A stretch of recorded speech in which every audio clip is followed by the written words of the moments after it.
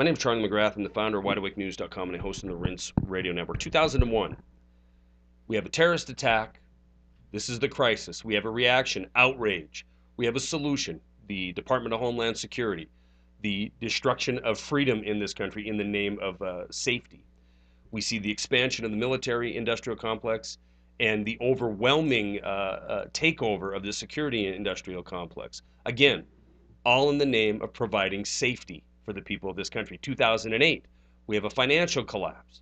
The crisis leads to a reaction of the markets crumbling, and everybody that can get in front of a camera saying we need the government to step in order to bail out the financial institutions in order to save your financial future. Crisis, reaction, solution.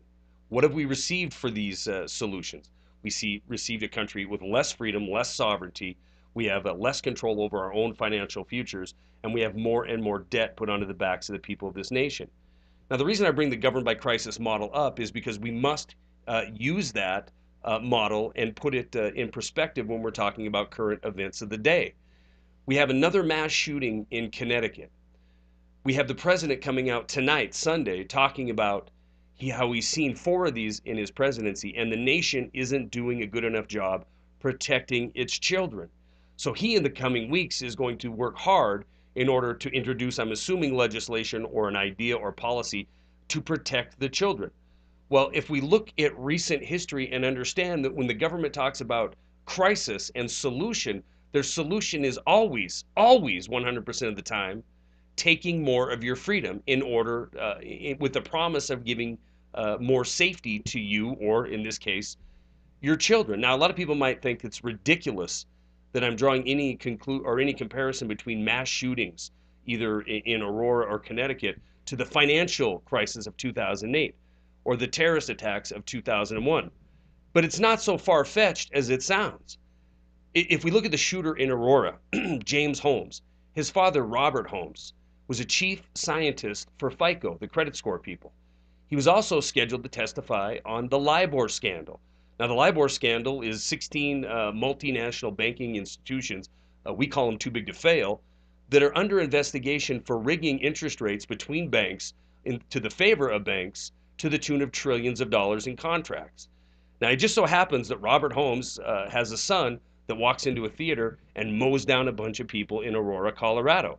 So if we look at the event that happened in Connecticut, we look at this murdering scumbag, Adam Lanza, and understand that his father, Peter Lanza, is a VP for GE Financial, the tax division, a corporation that made billions of dollars in profits last year, paid 0 in tax, and was one of the biggest beneficiaries of the 2008 bailouts. We see a direct connection between these two events and the financial institutions. Now, you're not going to hear this, obviously, from the mainstream media. But if we look at it through the spectrum of governed by crisis, we see this as yet another governed by crisis event. And when the president comes out tonight and gives a speech from Connecticut where he talks about he has had 4 of these type events since he's been president, and the nation isn't doing a good enough job protecting its children, so in the weeks coming, he is going to work hard, and I'm assuming on policy or legislation, in order to protect the children of this nation.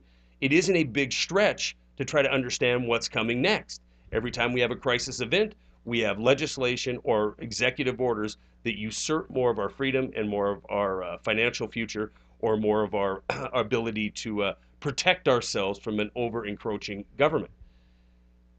This event that occurred in Connecticut is absolutely horrific and disgusting. But so was 9/11, and so was the corruption and collusion in 2008.